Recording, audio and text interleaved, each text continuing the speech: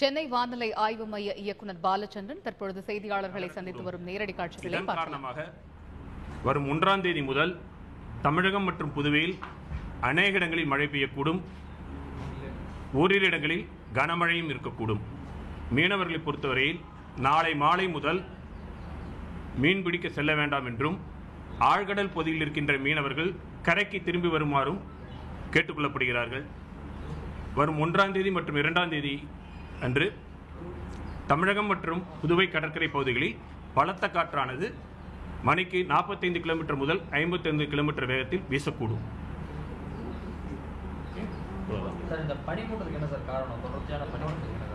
தற்பொழுது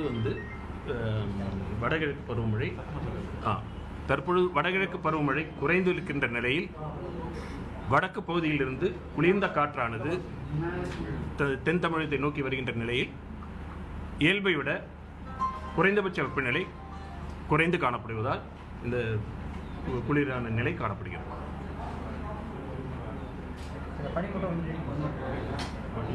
மழை வந்துருச்சுன்னா மழை வந்ததுன்னா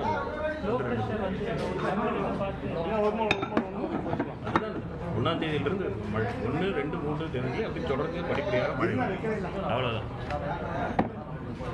இப்போதைக்கு மழை எதுவும் நாளைக்கு மாலையிலிருந்து ஆரம்பிக்கும் கொஞ்சம் கொஞ்சமாக